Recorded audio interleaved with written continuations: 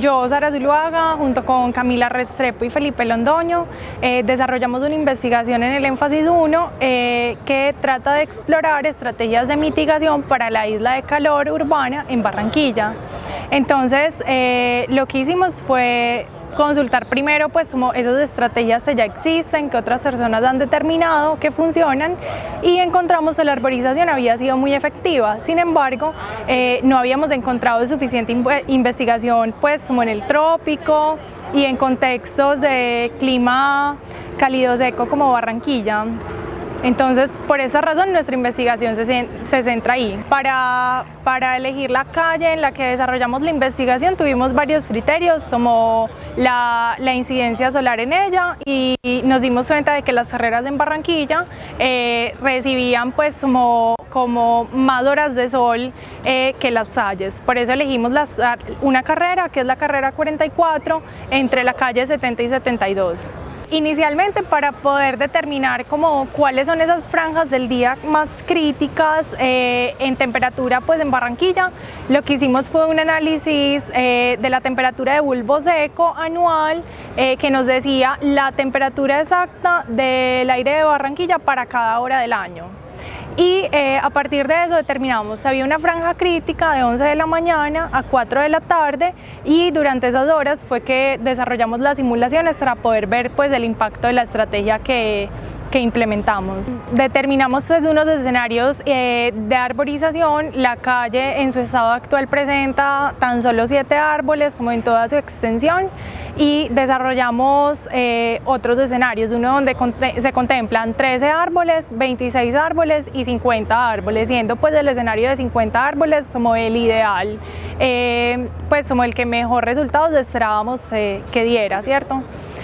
Posteriormente se hacen las simulaciones para ver cuál es el impacto con esos escenarios de arborización, y efectivamente se encuentra que cuando se implementa el escenario de 50 árboles, pues hay una mejora significativa dentro de la temperatura de la calle. Para poder evaluar pues la mitigación que tenían estas estrategias, primero teníamos que determinar si en Barranquilla había isla de calor. La isla de calor lo que significa es la temperatura en grados centígrados entre la parte urbanizada de una ciudad y el exterior. Encontramos fuentes que nos decían que efectivamente había, pero no sabíamos de cuánto era. Entonces, basados en una estación de medición del IDEAM que quedaba en las afueras de Barranquilla, encontramos que la isla de calor es de 5 grados centígrados. Eso implica, eso lo que implica es que la temperatura en el centro de la ciudad o en la parte urbanizada es 5 grados mayor a la temperatura que se encuentra pues a las afueras.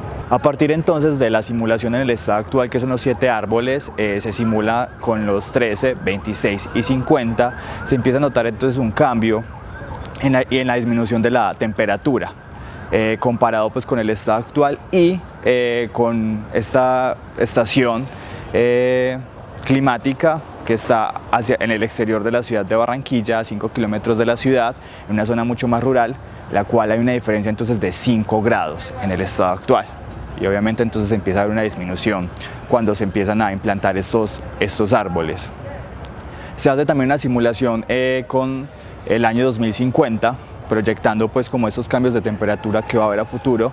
Hay un aumento general en la temperatura global, precisamente también lo hay en Barranquilla, y se puede destacar que hay una disminución también notoria, es decir, aumenta la temperatura en general, pero con la implantación de estos árboles empieza a disminuir en la misma proporción que lo hacía en la actualidad. Se logra disminuir 3,6 grados centígrados la temperatura de la calle con la implantación de los 50 árboles. Sin embargo, también se concluye que no se disminuye en su totalidad, teniendo en cuenta que hay 5 grados de isla de calor en la calle, como se había comentado anteriormente.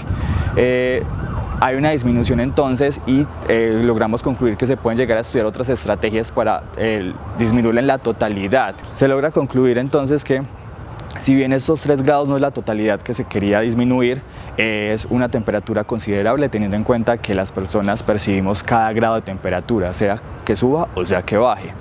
Esta metodología puede ser aplicada entonces en otras ciudades, ya que requiere unas herramientas básicas que pueden ayudar dentro del mismo territorio colombiano, dentro del mismo trópico.